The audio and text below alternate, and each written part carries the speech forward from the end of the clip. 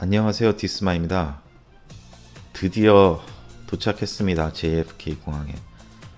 한 14시간 동안 계속 먹기만 하다가 보니까 1kg 정도 찐 것 같은 몸무게를 가지고 내리는데요.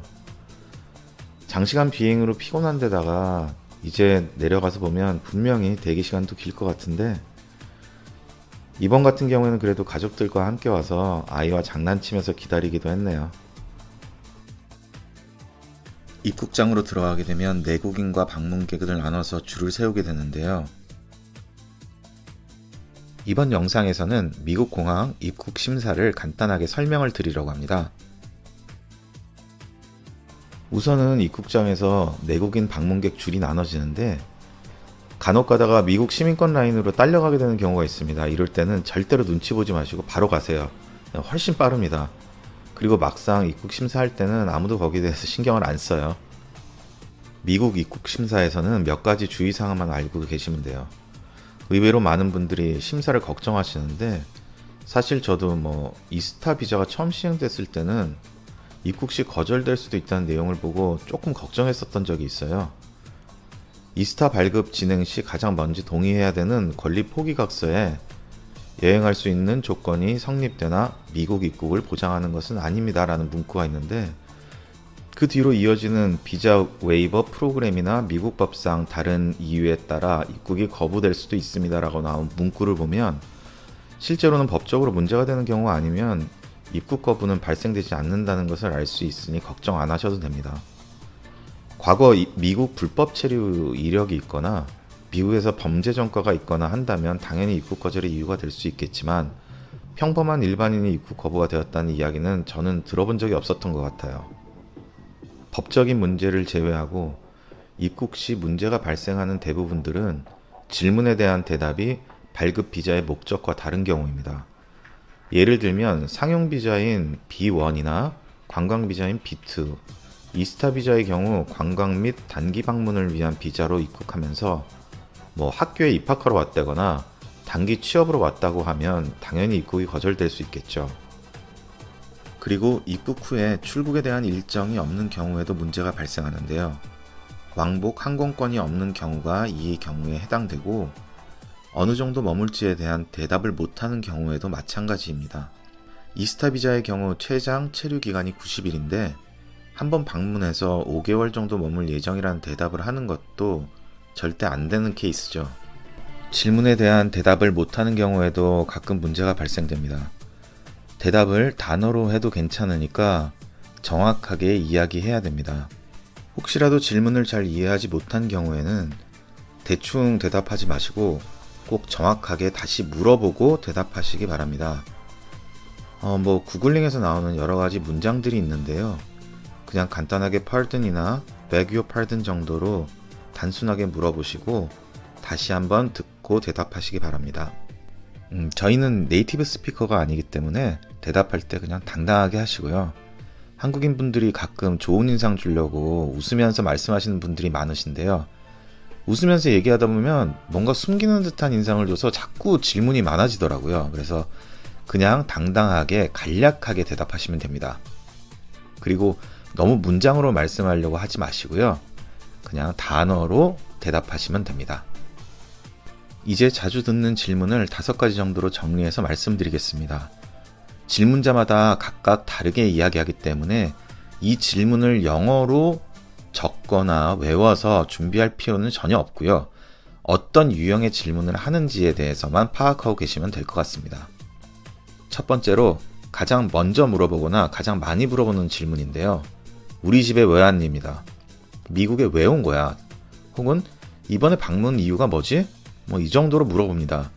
일반적으로 B1, B2, 그리고 이스타 비자의 경우 그냥 나 관광 왔어 라고 얘기하시면 되는데요.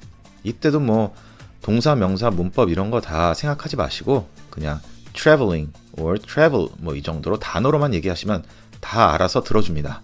두 번째로 많이 듣는 질문은 너 어디에서 얼마나 있을 거야? 이런 걸 물어보는데요.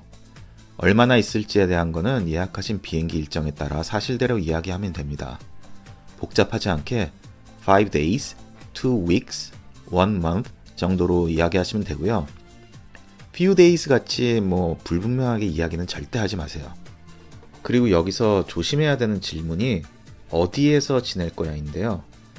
개인적으로는 지금까지 미국을 다니면서 이 질문에 뭐 친척 집에서 지낼 거야, 친구 집에서 있을 거야 이런 대답은 절대 안 해봤습니다. 혹시라도 실제로 친구 집에 가거나 친인척이 미국에 살고 있어서 그곳에 머물 예정이더라도 이런 대답은 절대 하지 마세요. 불법 체류 가능성으로 느끼고 질문이 많아지거나 혹시 잘못하면 어디 끌려가가지고 한두 시간 동안 시간을 너무 낭비해서요. 절대로 이런 대답은 피해 가시는 게 좋습니다. 저 같은 경우는 일반적으로 실제 투숙 호텔이나 에어비앤비 주소를 이야기하는데요. 혹시라도 준비를 못한다면 그냥 그 지역에 있을 만한 체인 호텔 정도 이름을 얘기를 하면 괜찮습니다. 힐튼, 인터컨티넨탈, 베스트 웨스턴 이런 거 웬만한 지역에 다 있거든요. 그렇게 얘기하시면 될 것 같아요. 세 번째로는 너 돈 얼마나 가지고 왔어? 뭐 이런 질문인데요. 이렇게 안 물어보고 너 10,000불 이상 가지고 있어? 라고 물어보는 경우도 많습니다. 무조건 no입니다. no. 간혹 11,000불 있다고 해서 너무 착하게 나 11,000불 있어 이러시면 안 됩니다. 그냥 10,000불 안 가지고 있어 그러면 돼요. 뭐 캐시로 웬만해서 10,000불 들고 다닌다고는 미국 애들은 생각을 못 하기 때문에 뭐 걱정 안 하셔도 됩니다. 다 안 뒤져요. 네 번째로는 심사할 때 너 물건 중에 신고할 거 있냐는 질문을 많이 하는데요. 그러면서 뭐 총기류나 마약류 이런 것들을 가지고 있는지 물어봅니다. 무조건 노입니다. 그리고 이번 같은 경우에는 너 음식 가져온 거 있어? 라고도 물어봤는데요. 제가 있어 그랬더니 어떤 거 가져왔는데? 그러길래 김치 했더니 김치는 괜찮아 이러더라고요. 그래서 옛날엔 미국 애들이 김치가 뭔지도 몰랐는데 이제는 뭐 다 알고 보내주는 것 보니까 괜히 뿌듯하더라고요. 다섯 번째로는 저는 가끔 너 전에 미국 온 적 있어? 이런 질문을 상당히 많이 받는 편인데요. 이게 제가 미국에서 몇 년을 지냈던 기록이 있어서 그런 건지 아니면은 일반적으로 이런 질문을 원래 많이 하는지 정확하게 잘 모르겠어요. 근데 이 질문에는 특별하게 거짓말할 건 없고 전에 방문한 적이 있으면 왜 방문했는지 그리고 어느 정도 머물렀었는지 그냥 있는 그대로 대답하면 될 것 같아요. 입국 심사 시에는 영어가 익숙하지 않은 분들께서는 한국어 통역이 가능한지 꼭 문의해 보시는 것이 좋습니다. 생각보다 많은 미국 공항에는 한국어 통역하시는 분들이 계시고 있어서요. 혹시 걱정이 되시면 기내에서부터 승무원께 부탁드리는 것도 한 가지 방법입니다. 여튼 입국 심사는 사실 별거 아니니까 너무 걱정하지 마시고요. 언제나 당당하게 대답하시고 통과하시면 되겠습니다. 드디어 공항 밖으로 나왔습니다. 여기는 마스크를 쓰지 않은 사람들이 대부분인데요. 처음에는 어색했지만 빠르게 적응이 가능했습니다. 이제 JFK 공항에서부터 차로 약 40분 정도 떨어진 헬스키친 근처의 숙소로 출발을 해서 짐을 풀고 산책을 할 예정입니다. 복잡한 대도시인 뉴욕은 하늘이 참 맑죠. 숙소에서 짐을 풀고 난 뒤에 브로드웨이, 타임스퀘어를 지나 브라이언트 파크로 향했습니다. 뉴욕은 워낙 복잡해서 도시를 걸어 다니는 경우가 상당히 많은데요. 뉴욕 관광이 뉴욕 도시를 걸어 다니는 것 같은 느낌? 계속 많이 걸었어요. 하늘은 역시 맑죠. 뉴욕 사람들은 한국 사람들 못지않게 굉장히 바쁘고 빠릅니다. 여기서 정말 걸음 따라가기가 쉽지가 않아요. 너무 빠르게 지나가서 한국 사람들도 웬만해서는 그 속도를 같이 따라가기가 참 힘들 것 같더라고요. 타임스퀘어를 지나서 이제 오른쪽에 보이는 것이 브라이언트 파크입니다.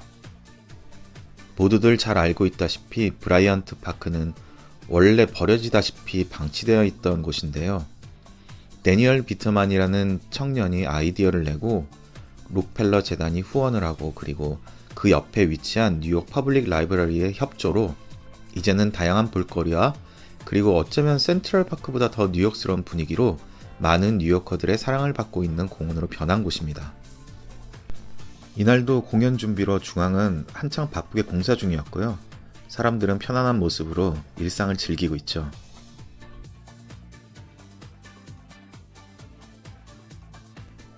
뉴욕 관광을 오신다면 자유의 여신상, 엠파이어 스테이트 빌딩 이런 것도 좋지만 브라이언트 파크는 꼭 가보시는 것을 추천드립니다. 그리고 오시기 전에 미리 확인을 하시면 여러 가지 행사나 공연 일정이 잘 나와 있기 때문에 사이트에서 확인하시고 방문하시면 더 좋은 시간을 보내실 수 있을 것 같아요. 뉴욕은 뉴욕만의 분위기를 즐기기 위해 방문하는 곳이 아닌가 생각을 많이 하는데요. 이날은 처음 도착한 뉴욕의 첫날을 즐기기 위해서 뉴욕 퍼블릭 라이브러리 앞을 지나서 미드타운 쪽도 한 바퀴 쭉 걸어봤습니다. 이때가 마침 100주년을 기념을 하고 있더라고요. 안에 들어가 보지는 못했어요. 뉴욕 퍼블릭 라이브러리는 브라이언트 파크 바로 옆에 위치하고 있어서 함께 구경하시기가 너무 좋습니다. 시간이 되실 때 꼭 방문해 보세요. 확실히 뉴욕은 이런 뉴욕만의 분위기를 즐기기 위해 방문하는 곳이 아닐까 생각합니다. 숙소로 돌아와 잠시 휴식을 취한 뒤에 저녁 식사를 위해 차이나타운으로 우버를 타고 약 20분가량 이동했습니다. 미국 어느 도시에서든 차이나타운은 항상 복잡하고 사람도 많고 그리고 또 맛있는 집들도 많죠. 차이나타운에서 식사는 맛있다는 게 진리죠. 이날 저녁은 뉴욕 차이나타운의 맛집 중에 하나인 우홉이라는 곳에서 식사를 하려고 갔는데 1호점인 지하로 내려가는 길은 줄이 너무 길어서 저희는 1층에 있는 우홉에서 간단하게 식사를 했습니다. 이때가 6시였는데 줄이 끝이 보이질 않네요. 맛있는 저녁 식사 후에 기내에서부터 먹어치운 칼로리를 조금이라도 줄여보고자 차이나타운 골목을 산책했는데요. 나와가지고 신나서 장난을 치고 그러네. 뉴욕은 걷고 또 걸어도 걷는 것만으로도 즐길 수 있는 도시가 아닌가 싶은데요. 차이나타운에 형성되어 있는 여러 골목골목에 그 특유의 불빛 아래 뉴욕의 저녁을 즐기는 활기찬 사람들의 모습은 정말 기분을 좋게 만들어주더라고요. 이렇게 차이나타운의 길을 걷다 보면 갑자기 분위기가 달라지게 되더라고요. 바로 옆 동네 리틀 이탈리가 나타납니다. 중국에서 유럽으로 뉴욕은 정말 이런 곳이죠. 세계 여러 민족이 아무렇지도 않게 함께 어우러지는 어떻게 보면 서로 다른 것을 이해하고 인정하는 이런 모습이 바로 뉴욕의 힘이 아닐까 생각되는 저녁이었습니다. 리틀 이탈리의 식당들을 계속 지나가면서 우리 막내는 계속 피자를 외치고 있네요. 내일이라도 당장 뉴욕 피자를 먹으러 가야 될 것 같아요. 낮에 본 헬스키친 거리에서도 잠깐 보긴 했는데 말로만 듣던 뉴욕식 포장마차인 아웃도어 다이닝을 보면서 팬데믹을 지나며 뉴욕의 새로운 문화로 정착한 길거리 식당이 너무 인상적이었어요. 사실 서울 한복판에서 저런 자판을 열게 되면 여러 가지 규제나 서로의 이익 문제로 고소고발이 난무할 것 같은데 참 신기하기도 하고 부럽기도 하고. 물론 뉴욕 안에서도 찬반의 의견이 나눠지긴 한다고 하는데요. 어쨌거나 아웃도어 다이닝이 새로운 뉴욕의 명소인 것은 확실한 것 같습니다. 뉴욕 여행에서 놓치면 안 되는 차이나타운과 리틀 이탈리는 낮 시간에도 참 좋겠는데 저녁 시간 관광도 꼭 추천드립니다. 골목마다 가득 찬 테이블에 모여있는 사람들과 아름다운 불빛들이 뉴욕의 밤을 그려주는 그런 장소입니다.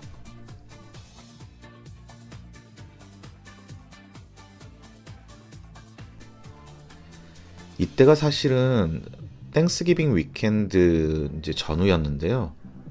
여기는 벌써 이제 준비를 하고 있죠. 크리스마스가 다가옵니다. 뉴욕에 도착해서 비행기에서 먹은 만큼 잘 걷고 들어가는 하루였어요. 뉴욕의 첫날은 이렇게 마무리했습니다. 이번 영상에서는 미국 입국 심사에 대해서 알아봤고요. 더 많은 여행지와 맛집에 대한 정보를 받아보시려면 좋아요와 구독 눌러주시고 편안하게 받아보시도록 하세요.